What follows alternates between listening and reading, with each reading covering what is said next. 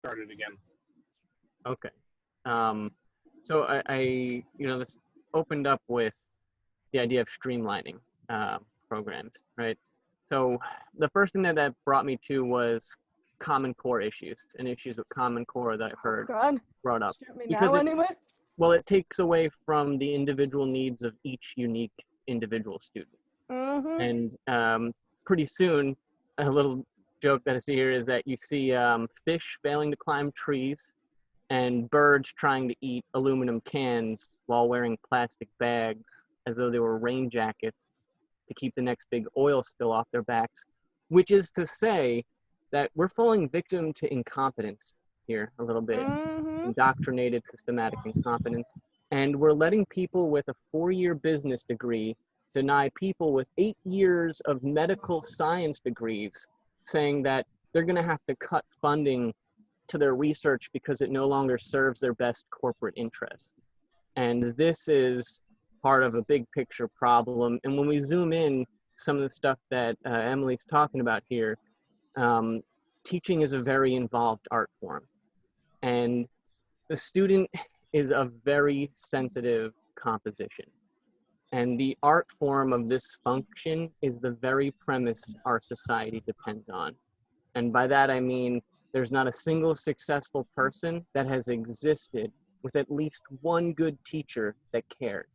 Even if that teacher was a family member who taught them strong family values, or like Mitt Romney, who they just gave him money and taught him how to spend it, whatever. The point was they needed that one good teacher, and that's a very involved art form, teaching.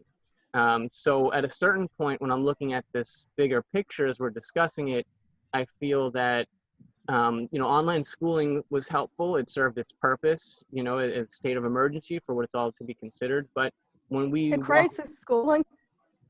What's it?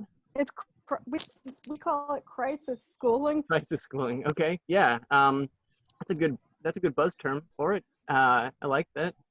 But at the takeaway, what we're learning from this shouldn't be like, well, let's streamline it. Let's put this on the TV. Let's televise this. We'll get into some automated stuff there. But what we should be saying is we should have more teachers, not less. And we should have certified, medically cleared teachers for each house. You want to go wild with it? Let's get more teachers and more medical professionals jobs. And we'll create a New Deal social working program out of this. If we put money... You see these bags under my eyes? I deal with too much already. Well, you need more teachers. And that's what I'm saying is if we put money into it, follow the money, capital gains matter, and make a difference. So when the money's released and the funding's there, and there's job opportunities for it, people will fast track the schooling too. Hey, we need more teachers. Let's get these teachers certified. Let's get this done. Let's get this show on the road. You've seen that in other crisis situations in war times where women were brought into the workforce because men went off in the world wars and women were needed. Rosie the Riveter, and apprentice programs were like 1.5 years, 2 years. Well, now they're 5, 6-year programs. Why? Because all the people came back for their jobs and they're not needed enough money into it. But publicly provided homeschooling tutor time. That's kind of like the little note I was putting there. Publicly provided homeschooling tutor time, even if it's once a week, like what Raul was saying a little bit, like if it's once a week, you can have this hands-on comprehensive program that leaves you, the family, with a week's worth of work to do as a family. So now we've got family values here. Now we've got a chance for family members to step up, learn from the teacher how to teach their kids, and get involved in some of these programs. And it also relieves the teacher a little bit. Of course, the teacher will have other houses and get medically cleared to resolve the viral issue and the crisis conditions. Exactly. But as an ongoing program, teachers may find this is an interesting program. Again, it makes it more competitive. There's more jobs available in the teacher's market if we do something like this. It's a big program. I'm not saying like, oh yeah, just out of nowhere we'll put this up, but it's something to think about, because kind of what I'm getting at is we can't forget teachers should be tested for COVID as often as MLB is getting tested. Right. Well, even in my work site, they want to do the fever testing. They want to do mouth swabs. They want to do all these tests.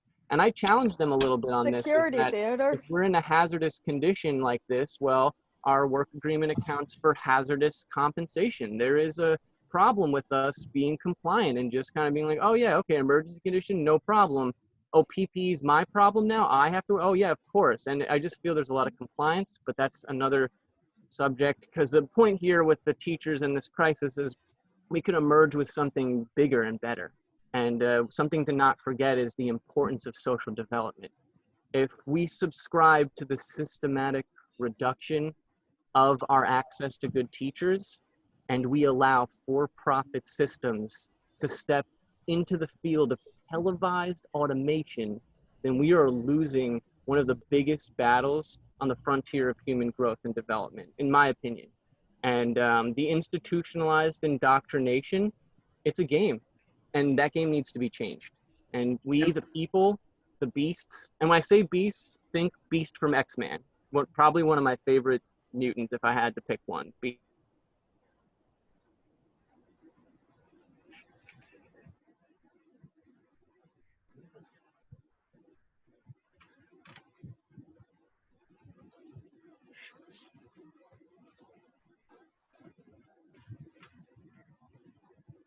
I spoke a little bit to a teacher firsthand from Florida, a friend of mine, Brittany Face. She gave me a little insight as well. And a lot of this talks about like the stress put on children. You know, so the teachers already it's stressful enough, but let's look at children facing already a 40-hour school week, you know, prior to the crisis, not even including homework, extracurricular studies, whatever other activities. But the question she would ask is, why add more stress? And then I would follow that up with saying, why are we taking away more freedom? So adding more stress, taking away more freedom becomes an issue. And I like to go a little historical here with us. Students in the Cold War, they hid under desks because they were told a bomb could go off, an atomic explosion could happen. You know, world wars, people in school, they were said to hide under your desk. We're at war, this is a crisis condition. And those students were traumatized as a result. Even having to see so some now, even pre-COVID, like but active shooter drills. now we look at it, students are being told to hide not under desks, but behind paper masks, because a nano-engineered virus that does not behave like any other virus could just pop up out of nowhere and get passed around the school. And these students are being desensitized. So the beast has changed, but the game remained the same. It was all traumatizing and desensitizing. And that's what we're facing here, where our culture needs more family values with a greater emphasis on communal equity. Not necessarily the televised programs. Of course, they should be available. Educational TV is great, but this is not a primary function. It's a secondary, tertiary function, tertiary to good teachers and tertiary to good family values. And we need to do things like bring shop class back. Home economics need a strong comeback.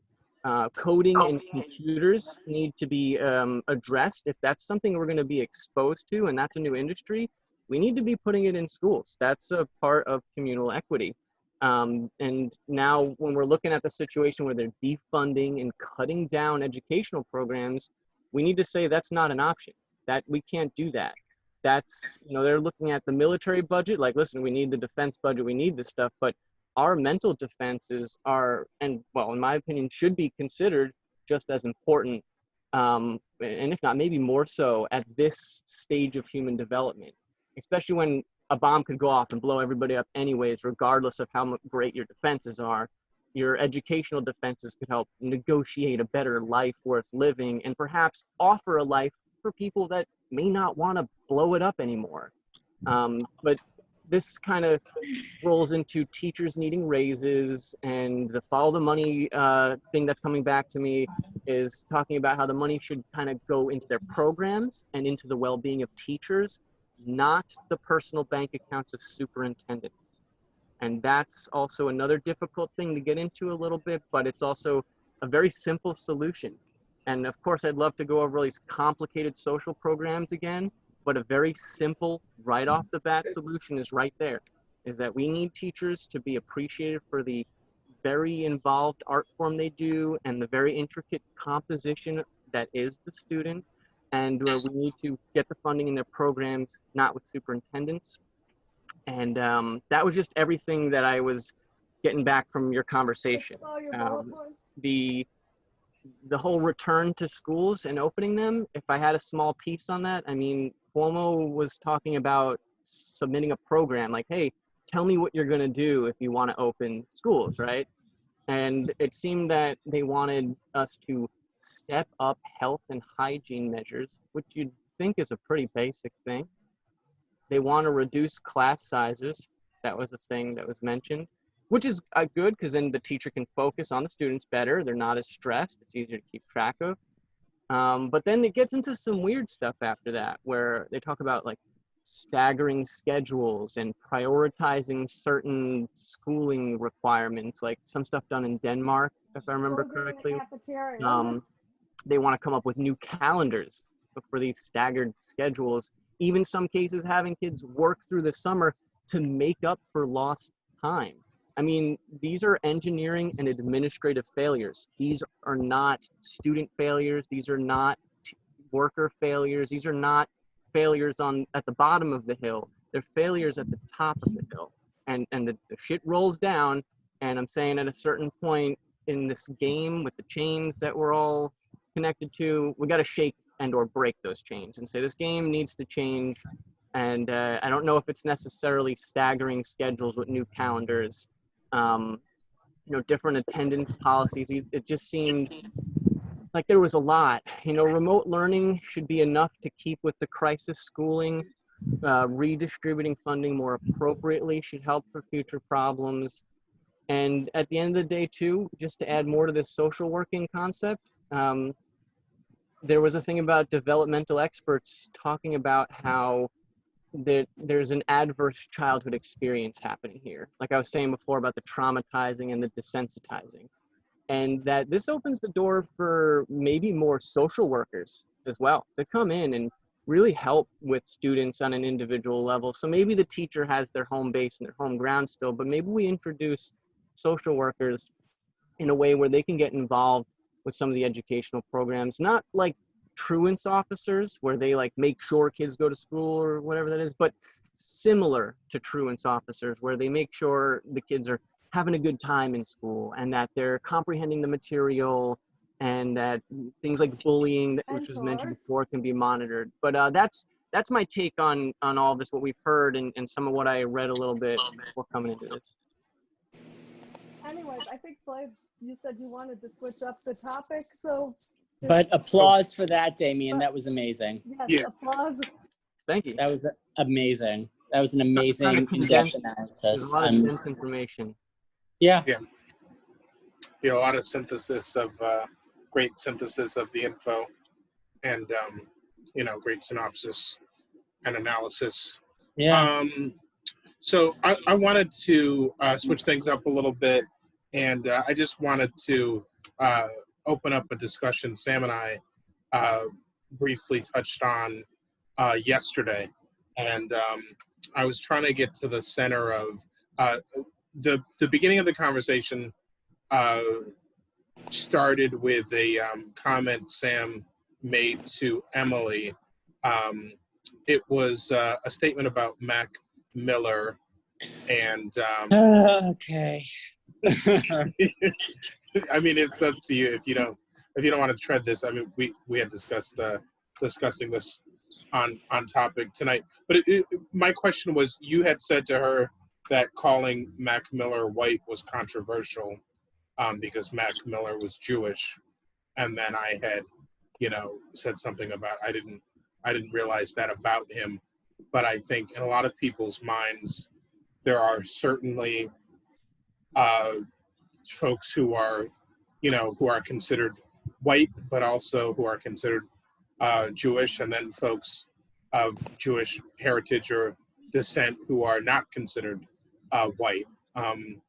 So I just wanted to know, like, what did you mean by that was a controversial statement, and do you disagree with my sentiment on that? No, not after I read it. It gave me a lot to think about. It was very well phrased, and he is white, but I think that there seems to be a lot of there seems to, I see a sentiment expressed a lot that I think that like people think that like there seems to be, in my estimation at least, this sense that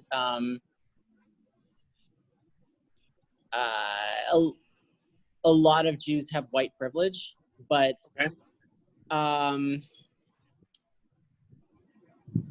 honestly, the reason I sided at the beginning of this was just because I talk about Judaism and anti-Semitism so much it's getting exhausting, but that's okay because I hear you. I know you do. So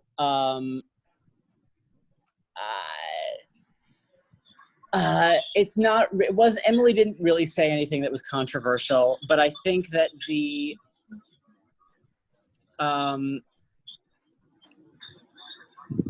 I personally feel that it's in my experience and talking with a lot of people, and I'm not saying anybody here, but there's a conflation of the two, and a lot of history. I mean, this is something that I actually, after you said what you said, it made me realize that, wait, no, that there is that white privilege too, but that Jews who have faced horrible oppression throughout history were not being oppressed because they were white. They were being oppressed because they were Jewish. Right. So so an argument that I've made a lot when talking to people about it is, especially when people try to say that Jews have white privilege, it's like, well, how did that suit them in Eastern Europe in the 30s and 40s, and Russia, and at various points throughout history? Like how much did their white privilege protect them from being like massacred? I don't think it's applicable if you look at white privilege as a concept really being born as a product of white supremacy in America. Well, that's the thing. I had to like rethink. Well, after I'm sorry, Mike. That's okay. No, it's okay. That's good. Okay. No, we haven't heard from you in a while, Ish. We like your voice. Yeah, we do like your voice, but you've got a face for radio. Yeah. I was just saying that I actually had to rethink that argument after Flav made that very astute observation. But I think that just my frustration comes from what seems to be a popular sentiment these days is linking Judaism with whiteness, and that Jews are, like, especially today, are complicit in white supremacy, and that would surprise the hell out of the Jews that I stood with, shoulder to shoulder, while skinheads were coming to beat up on a retirement home for older Jews. That would surprise the hell out of them. It would surprise. You think it would surprise them? Okay. I think it would surprise them that they were being inflated with the very people we were fighting that day. Well, yes, not by the people, but it's not the people, but it's not people on the right who are doing that. Although there are a few people on the right who are doing that, notably David Duke. But would it surprise them? Except, I'm sorry. Go ahead. No, go ahead. What were you going to say? I was going to say. And even that, what I just said was wrong too, because he is a white supremacist. That's wrong. No, it's the connection that a lot of people on the left are drawing between America and Israel and America, and the symbiotic relationship that they are ascribing to them. And a lot of people on the left seem to look at it these days as Israel as an extension of like white settlement, like white colonialism. And it's really more complicated than that. So this is like an issue that kind of gets me wound up in knots, but I'm trying to stay as, calm as possible, for lack of a better word. And I think we can have this part of the discussion without having, hopefully, the part that gets you wound up in knots, because I'd rather... Well, I appreciate that, but that's my issue. Oh, okay. Well, that's fine. I mean, let's admit that that's it's quite a very deep and thick, issue. Talking about, everything that is important will upset somebody.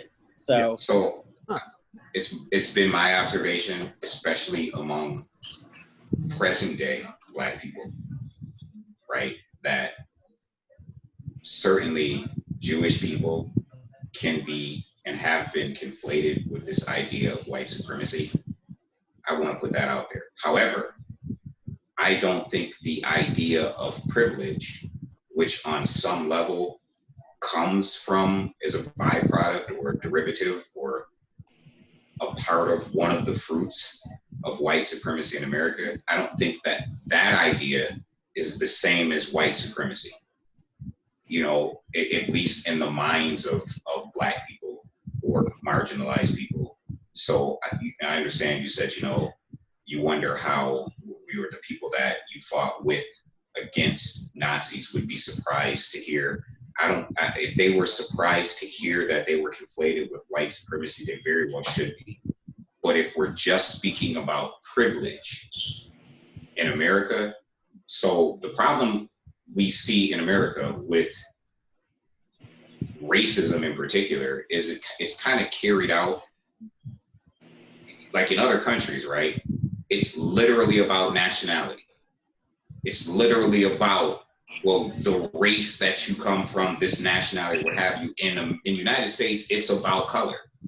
It's about the perception of what color you are, what I see. So, you know, given an example, right? The average cop who can't recognize that a Jewish person is Jewish, or yes, not even a cop, you know, just the average person who can't recognize a Jewish person as Jewish and just sees them as white. You know, someone from a marginalized group might say, well, you have a specific privilege or a particular privilege because we might be treated different in a given situation because you're perceived as white, where I'm perceived as brown or, you know, Black or what have you. And that's, I think that's exactly, you know, at least what I'm saying when I say, you know, on some level, people associate privilege with Jewish people that they perceive to be white. I get that.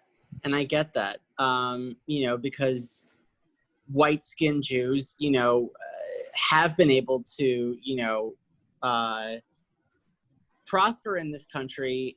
I mean, honestly, that like there's less anti-Semitism in this country than there is in any other country outside of Israel, and there still is a lot of it here. So, yeah, but you know, there is. And part of and anti-Semitism isn't as always overt in the latent stages the way that it is with racism. I think because of the point that, you know, Ishi made, is that it's harder for people who aren't paying attention and who don't know that we're like an ethnicity as well as a religion, and that we do sometimes have certain appearances in common, you know, so for that reason, you know, to the casual viewer, it could look like we've been able to, you know, prosper along those lines. But one of the other let me just say this really quick, Sam, just really quick, and I want you to, okay, you know, we were kind of talking about this yesterday in Messenger, right? Like this is really about perception and how people look. You know, back in the day, and I mentioned the Gens Couleur in New Orleans, you had a race, and on some level, you know, certain types of Black people that could pass for white. Right. So laws were made to prevent them from being able to absolutely take advantage of the privilege that comes with being white. They literally put laws on their book in New Orleans in particular, and you get terms like quadroon and octoroon and septoon, which speaks to the amount of Blackness that you have in you, so you cannot say that you're white. So specifically, so that you can't take advantage of any privilege that comes from being white. And it's because we look at color rather than ethnicity or nationality. We literally look at the color of your skin, and that's what we choose, you know, as the basis for discrimination in our country. Yeah. I just wanted to add that that everyone has some kind of privilege, right? Yes, yeah, we had this discussion before, that everyone has some type of a privilege, whether it's white privilege, cis privilege, ability. privilege or Yep. you know, socioeconomic or what have you. Yeah. Yeah. Everybody has Thank you. some I kind of- really need to, I'm sorry. I really need to, there's really something else I needed to Yeah, I'm express. sorry, It's Sam. like, it's okay. Because one of the, because we seem to pass for white, or at least white-skinned Jews do. I'm not talking about like the Ethiopian Jews or anybody, but like Ashkenazi Jews specifically, because of that, but because of latent anti-Semitism, where it can rear its head up anywhere, it's like a cycle. It's like a chicken and egg that feeds into itself. We often have to like pretend we're not Jewish in order to, out of fear of concern for anti-Semitism. And the ironic thing about that is that one of the subtle forms of anti-Semitism that commonly tropes up is this idea that we're duplicitous, that we're lying about who we really are, and that we're like, we'll say one thing and then behind your back we'll steal your money. And so by trying to protect ourselves in that way, for the fear of being discriminated against, automatically feeds this extra layer of prejudice against us, of the cues, because we're not being honest about who we are. And there's even like a saying, like, you can call a Jew a thief or like a swindler or like whatever, and he won't even blink, but you call a Jew and he has nowhere to turn because he's been called out. You know what I mean? Like, so it's just really, so I had to say that, sorry. No, Sam, you're 100% Yeah, no apologies. right, though. Yeah. Because it is a self-perpetuating cycle, because Volumes too low. I gotta tell you about like it is a self-perpetuating cycle, because there was one time like Misha and I were having a conversation, and I felt like an ass after the conversation, because even I, who's like, such close friends with you, et cetera, is like just kind of like, I realized I was even being inadvertently anti-Semitic in something that I said in the conversation with Misha. Well, why don't you say what you said, and then I can I'd like to know what that is and weigh in on that. I'll tell you what it is. Like, I made a point that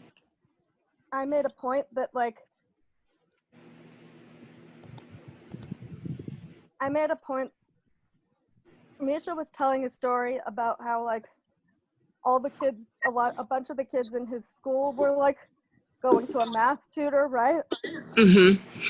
And he said something to the effect of, well, I think that like, so he was honestly being a little implicitly anti-Semitic himself, although he was the one who realized this. Okay. We both were. But Okay. he said that a bunch of kids in his school were going to a math tutor. Okay. And his mom was like just out of it and didn't know that. And a friend of hers told her about the math tutor.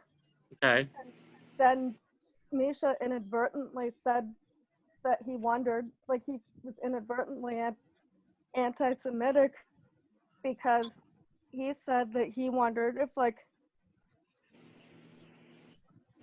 that he got the sense that this other mom, was reticent to tell his mom about the tutor because they were trying to keep it in the Jewish community.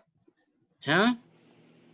Like, basically, Misha said that he thought that Misha made the comment that the mother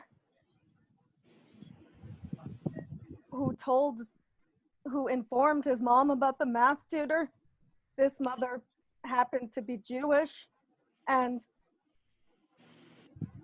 Misha kind of implied that like in that conversation that he thought that maybe like the Jewish moms were trying to hide the math tutor and keep him for themselves, and by not telling his mom.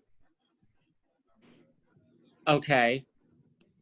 Anyways, the point was is that I was inadvertently anti-Semitic afterwards because I made a gripe about how sometimes I personally felt like that Jewish communities tended to like only help other Jewish people and not help people who weren't born Jewish.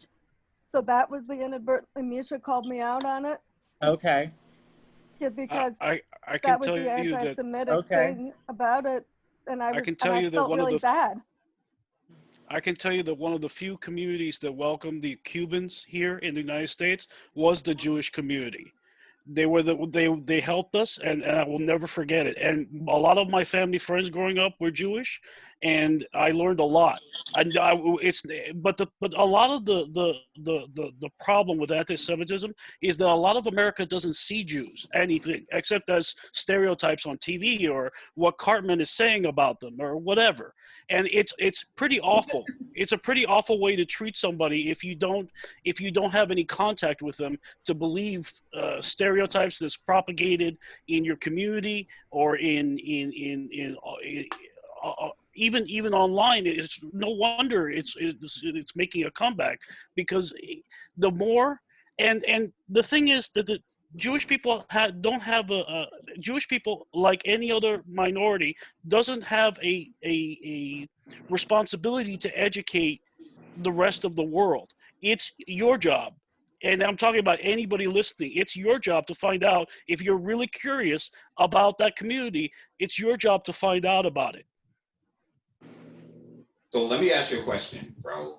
Yeah. Because I agree with you. As someone from the African American community, I agree with you. But when you say it's your job to find out, and I'm just throwing this out there for probably the listeners, right? Okay. Do we find out by getting education from Jewish people, or do we what's the correct way? Like, I've had people ask me these questions because I've told them as much. It's not my responsibility to educate you. And then they'll say to me, well, then how should I get educated? Should I go read a book written by someone that doesn't look like you, that tells me about you? Or should I ask you? Or they could read a book by someone who does look like you. Right, but then that's going to give them questions. And then the person who does look like you is writing that book and is taking it upon themselves to do the educating. Let me show you the book I'm reading right now, and then I think that'll answer your question. Mm-hmm. As soon and as it's not really my question. It's really for the viewing, for anyone. Yeah, viewing. I got you. That's my scary room, by the way. Sorry. It's okay. Sure. Just to circle back around to Emily for a second, though, because she did express she was being very honest, so I want to thank her for that. Yeah.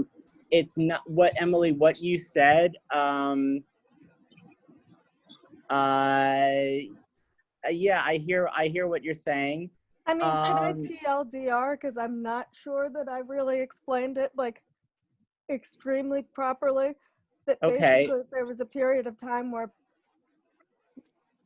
I realized in that conversation with Misha. How long ago was this, by the way? It was like 2-3 years ago, maybe. Okay. But like, I kind of realized in this conversation with him that I had been kind of harboring, regardless of the fact that like logically I didn't feel this way, I have been harboring like kind of like emotional prejudice or emotional resentment subconsciously, that I felt like Jews were like excluding me because I wasn't Jewish, and it made me feel kind of resentful because it made me feel like, well, it's not my fault I was born into a Christian family, like, you know what I mean? And who was doing this? That's the thing, nobody. Like, but just like basically kind of like a backstory is that Misha's group of friends from high school is pretty much an entire coagulation of people who happen to be Jewish. Okay. And sometimes these people can also be and not because of Judaism directly, and I realize this now, but they can be very elitist and exclusive. And I think that's just them, not necessarily having to do with them being Jewish, but I feel like emotionally I kind of associated it with that, or with them being Jewish, because I felt like I didn't fit, you know what I mean? Like I felt like, well, why are you guys acting snotty toward, which is weird because Misha isn't Jewish either and they were his friends, but I felt like, why are you people being so generally snotty and But uptight? you're saying, are you talking about Misha's group of friends? Yeah. Misha's friends. Okay, Like, to you, towards you, they were acting this way? Towards me, just in general. Okay. They're just in general, they can be elitist in conversation, not necessarily treating me poorly. Okay. Okay, I will they're take just kind of elitist people, but I think I realized, like, in my subconscious, I was associating that with them being Jewish when I really should have associated that with them just being elitist people. Okay. I mean, I will take your word for it. I've never met these people, so I don't know. I have no context for this. I will say that, like any other group of people, some people are elitist. That's just that you can find that anywhere. As far as the rest of it goes, I will say that one thing I do notice about amongst Jewish people is there is a general sense of frowning upon interrelationships, but that's because there's a lot of it is because there's so few of us left that they're worried about, like, us dying out if we don't, like, stay within the community and, like, reproduce and make more of us. However, as far as the rest of it goes, yeah, I don't know where that came from, but, well, no, you just told me where it came from. I could make a joke and say, everybody, hey, are we canceling her again? But honestly, I don't. I was going to say earlier, Flay, make sure your finger's on the button. Make sure you got your finger on the button. Yeah, but honestly, you know, you're just admitting to being human. And honestly, like, I don't think anybody, no one here, well, actually, I can't speak for everybody here, but I will certainly know that I have also fallen victim to prejudices myself that were, like, you know, ingrained from living in this country that teaches us to, and a society that teaches us to fear or be suspicious of those that do not look like look like us or were born into the same, like, characteristics. So, you know, I'm sure it was a learning moment for you, you know, and it was also years ago. So I'm certainly not going to make you feel bad for it now.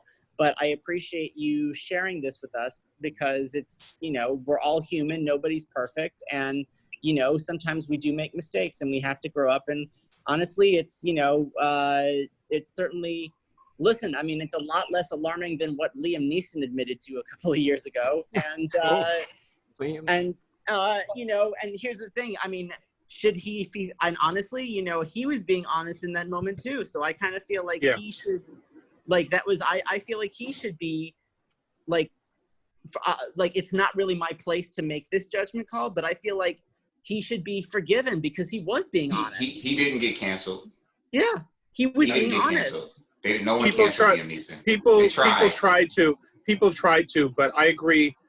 First, you know, I agree that what Emily, you know, said there was brave, and I appreciate you sharing. Well, and that's why people out in, like, you know, famous people world do get canceled is because they say things that can be honest but might not necessarily be a popular opinion. But then, like, that makes people afraid to be honest. Sometimes honesty can just be prejudice as well. And also in the soundbite world, I totally agree. In the soundbite world of today, it's hard to, like, get what he said and not, like, pick it apart and have it in the wrong context, which it probably was. and he was kind of like awkward in saying it, right? It's hard to say something like that. So I'll be back in just 1 sec. I want to. Oh, go on, Cynthia. You have to. I don't have anything significant to add. I just wanted to say the most important thing when it comes to like not people being racist, but people being prejudiced is to understand that I think we all are prejudiced. At least I know, speaking for myself, the most important thing is to be self-aware and realize like that's not the right way to think and try to like rethink, I guess. Like retrain the way you think. Because on a daily basis, I face a lot of prejudice. Yes, exactly. Like realizing, okay, you're thinking this way because you've had so many compounding negative experiences with like X group of people, but that doesn't necessarily represent an entire population. You kind of have to like keep reminding yourself to like continue to not be a raging racist, you know?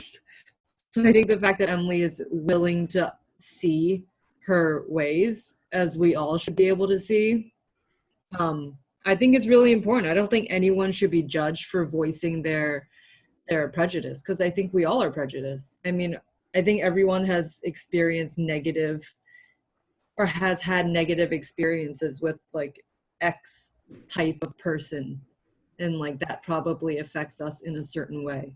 At least I have. See, maybe I'm speaking for myself, but oh, I'm sorry. Go on. No, it's okay. please.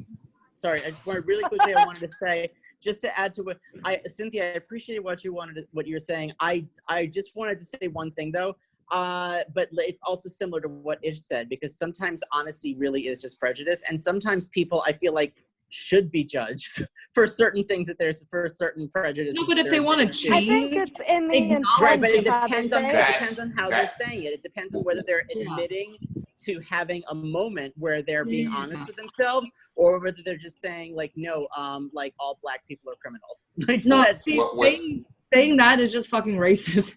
But saying moments like Emily is saying is very important. Well, what Cynthia said is key. Yeah. Right. Like if you're being honest, but an introspective type of honest, where you're, and this is something that I wanted to touch on because Raul said something that I was really interested in. It was something I wanted to say, and I'm glad Cynthia said what she said, because, right, like one of the things she said is we've all had experiences, and what we got to keep in mind is, well, are we judging the person who we had an experience with, or are we judging the group or culture of the people based on the person, right? Now, there's something that I wanted to say. I'm speaking for myself, but I feel this is important to me. Dialogue is important, right? We were talking about who's responsible for educating people. Dialogue is important. Furthermore, dialogue among marginalized people, different cultures of people, identity groups, what have you, is even more important. So on some level, I feel I'm always wary of the intentions of people who don't come from my culture when they ask me questions. I'm certainly wary of their intentions. However, at some point, I have to recognize my part, my responsibility in this education process. If someone comes to me genuinely and they're being honest and they really want to know some things and they've read all the books, but they want, a lot can be said by the words spoken from the horse's mouth. Like a lot can be said for that. And at some point, I can't get to this point where if I use this idea that it's your responsibility to get educated, that I keep closing a door when I could actually open a door and build a bridge and say, okay, you know what? I believe you. I have friends like that I trust. We trust each other. So we have these conversations, and I think it's important. And I've said this before. He can say things to me. Like I'll use the word nigger, for example, right? Sometimes when you have conversations, if I don't let somebody, like my friend will ask me questions and I'll be like, yo man, say the words. Let's have the conversation so that you don't feel like you're walking on eggshells. Let me just sweep the eggshells off the floor, walk into the room, have a seat. Let's have this dialogue. Let's have this conversation. I'll acknowledge that you have a responsibility to be honest and have altruistic intent. And you have, then I'll also acknowledge that on some level, I have a responsibility in this educational process. I can't just be like, learn about me, understand me, figure me out. And when you come to me with a question, well, it's not my responsibility to answer your question. I have to be wary of your intentions for sure. But I do have some responsibility in this educational process. Like I can't teach a class and be like, well, students, it's your responsibility to learn, but this class is called Italian, and you need to understand that the language of Italian is important. But you need to go figure out why it's important. I have to acknowledge some part of the responsibility. No, I agree with you, Ish. But the thing I wanted to state to that is that I wanted to also follow up with what I said earlier, is that I'm not a very shy person. So I would rather that conversation happen than say my poor mother who would just die of embarrassment if somebody was asking her. You know, or something uncomfortable like that. Ask me about Cubans. I'll tell you all you want to know. And worse, I'll tell you the worst parts about us because I'm honest, and I'm going to tell you the good with the bad.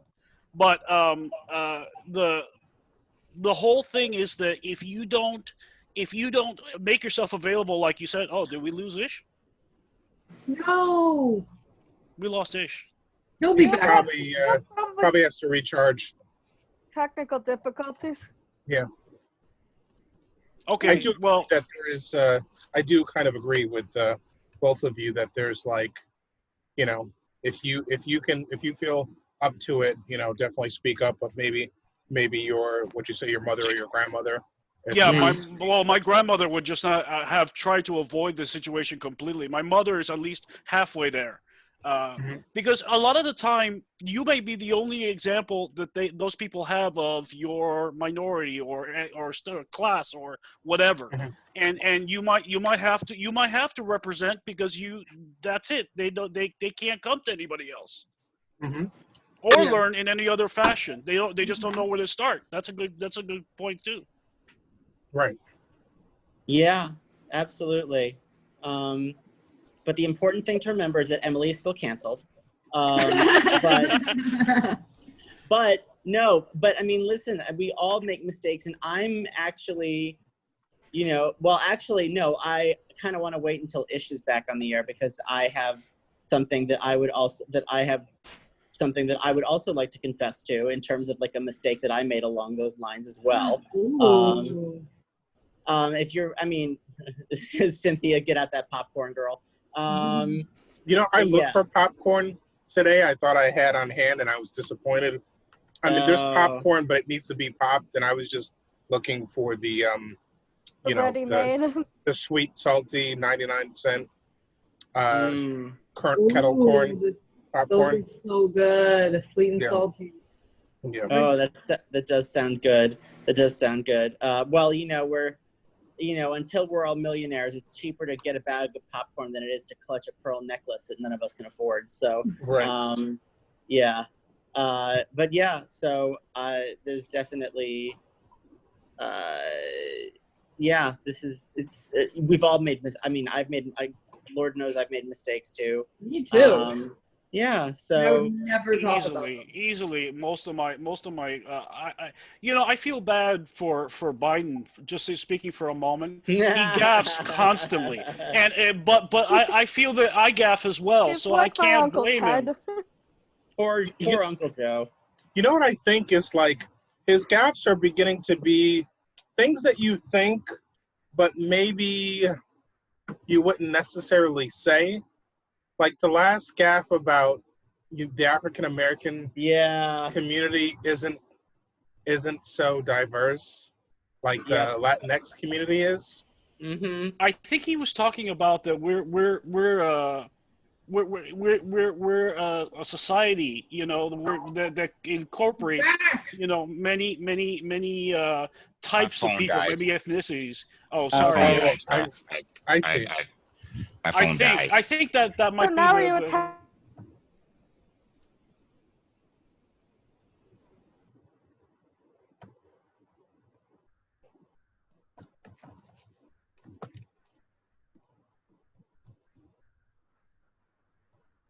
I can't. Because I'm very interested in this. And don't let me get away with this. The Biden thing to death with various people the last 2 days. Yeah, my phone died. I just completely missed everything.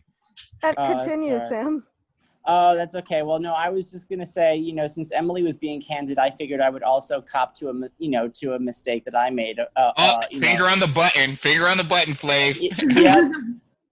I know sure. Emily is always anxious to have any attention from the hot seat taken off of her. So, all right. So, and this one, smart girl. Yeah, and this one is actually something that it's easy for me to admit to because it was publicly. So, if you've been following me on Facebook at all, then you'll know. Then it was several years ago. So you may, but I'm happy to remind you all. So. You're happy to remind us, huh? Oh yeah, sure. Listen, I can't get away with it. You know what I mean? I can't get away with it. What are you saying, Ish? That this is like a shameless self-promotion sort of thing? That's my wheelhouse, bro. Okay. Teach me. All right. So, a few years ago, Bill Maher, who I was a fan of, still kind of am, not as much though, said the N-word on his show. And you know this very well. You know this? Do you remember that incident? Yes. Okay. Yeah. So I went on Facebook and said that about what he said. I was like, okay, it was a mistake. It was a bad joke. He should not have said it. It did not come off well. But I said, I don't think he should be fired for it because he's a stand-up comedian and sometimes comedians need to draw that line. You mean erase that line. Yeah, or erase that line. Just about because freedom of speech, you know, like I feel like that's part of comedians' art is to, you know, so many people came for me on that. Well, I'm still here, but I mean, you know, and I still get likes on my page when I post stuff, but I had to get taken to task. I got called out by a lot of people for it. And I realized that, you know what, it was a mistake. And, you know, that's not the sort of, listen, you can't say what he said at almost any other job and still expect to keep your job. So why should he be any different? I think it would be different if it was like a stand-up thing. Well, it was in one of his monologues, which are, you know, halfway comedic. Well, actually, I think he was actually having a conversation with somebody else. It was with a guest. It was with a guest. He was with a guest, and he joking. Okay, and the other guy made a comment about come work in the fields with us, and you know, I think it was just like going out and campaigning with him or whatever. And, you know, you could see the look on his face, like he was kind of thinking something naughty. And, you know, the audience started to laugh along with him before he even said it. And I made the same association in my own head. So I was kind of like, oh, I can understand like what he was thinking. But then he just flat out went out and said, oh, please, I'm a house N-word. And oh yeah, so I was like that. I was like that. It was good though. That was a you know, for all intents and purposes, right? If he's black, it's a great response. You know what I mean? Yeah. Like, yep. Exactly. Right. Exactly. It's a big if. Exactly. It's a good comedian's response. However, it's a better Chris Rock response than Bill Maher. Right. Interestingly enough, I wasn't mad. Right. Yeah, but here's the thing though. I went out and kind of defended him, and I guess it wasn't my place to do so. So I had to kind of. You know, I think it's interesting that so many people were willing to throw someone that we know to be an ally under the bus. Like we know him to be an ally. You understand what I'm saying? So it's in some ways. Not everybody thinks he's an ally. Depending on who you are. He's the definition of limousine liberal. Definitely not to the Muslim community. Oh no! Oh, I don't True, think true, that. true. I don't agree with that which at is all. why I stopped watching him. He had on his friends from the atheist movement, and they were Sam Harris, Christopher Hitchens. I mean, notoriously Islamophobic people. And he wouldn't toss them any hard questions. It would all be just fawning. It was sad. It was sickening. Oh, you think they're Islamophobic? Yes, I know Bill they're Maher, Islamophobic. Bill Maher is a straight Islamophobe, and his problem is he thinks all Islam comes out of Saudi Arabia, right? So he'll choose like an area in the world that has some of the strictest like codes under Islam, and like, you know, some of the harshest treatment. And this isn't even all of Saudi Arabia. He'll conflate things. He'll conflate. But he won't like recognize like, wait a minute, there are Muslim countries that have had women leaders already. The United States hasn't had a president that's a woman. So like, let's not like conflate, you know, Islam with being anti-woman and being the most dangerous force on the planet when, you know, when we've had other forces, including non-religious forces, which have been very dangerous, whether it's been just out of, you know, power, hunger, colonialism, or just out of scarcity of resources. We fought many wars over those things, not only over religion, and certainly it's not just, you know, Muslim people that are posing a threat. To everybody out there in YouTube land, I just want to say this is why I surround myself with smarter people, because I get educated all the time. I appreciate the education that I'm getting from all of you today. The feeling is very mutual. Yeah, quite mutual. Yes. I think, yes, it's very mutual. I mean, I think too, a lot of the problem with people that leads people to be Islamophobic in the way that Bill Maher and crew kind of are, is the fact that like people confuse like Islam, the religion, for like the oppressive laws of certain countries that happen to be majority Muslim.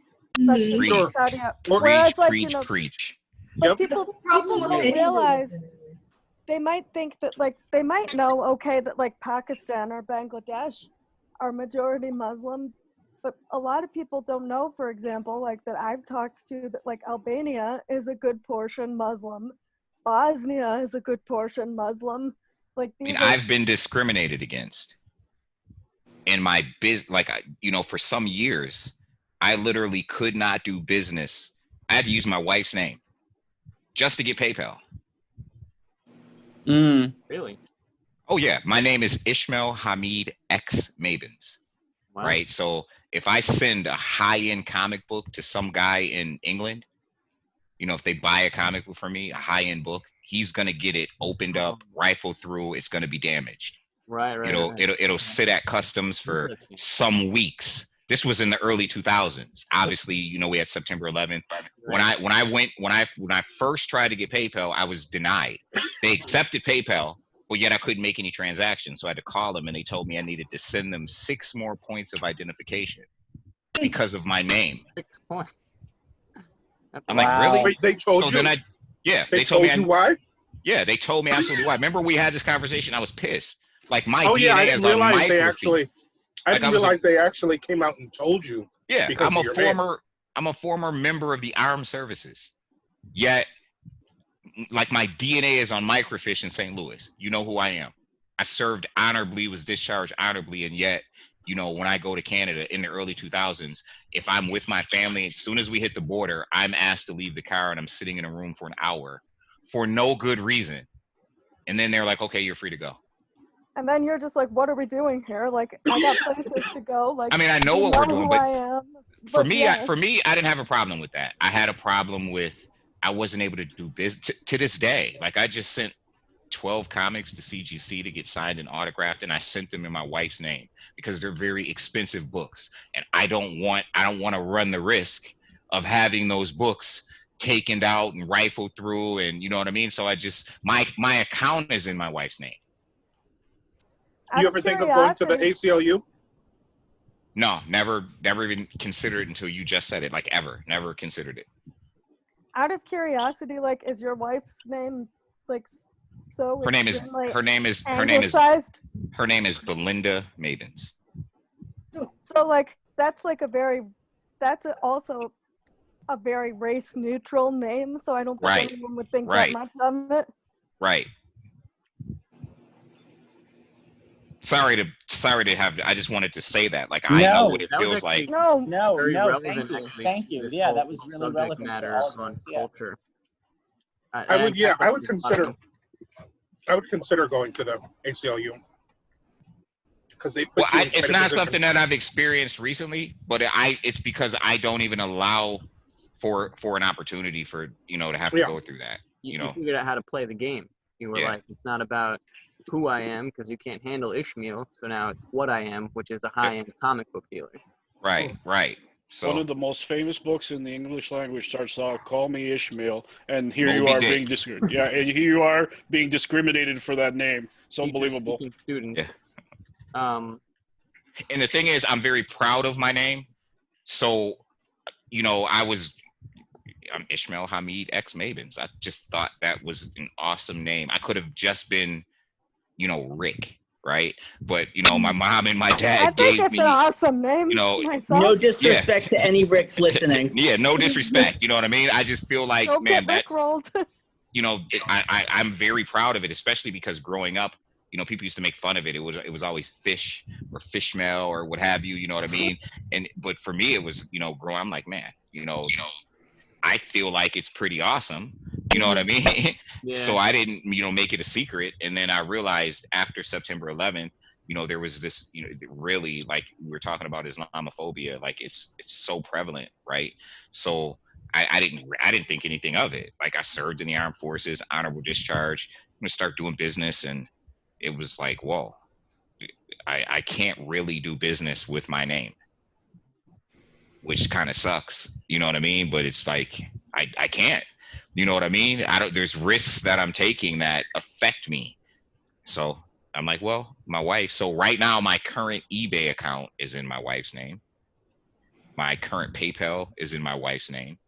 It's, just so that I don't run into any problems, That's really ridiculous, man.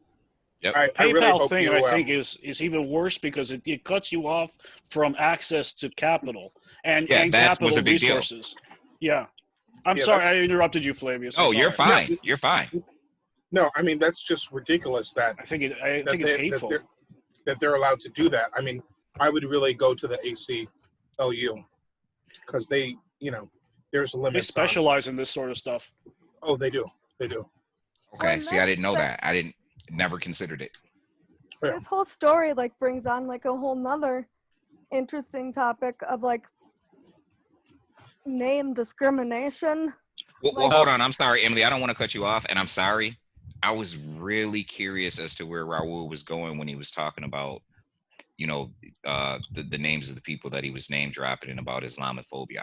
I'm sorry. I kind of cut him off. Oh, no. It's just that here we go.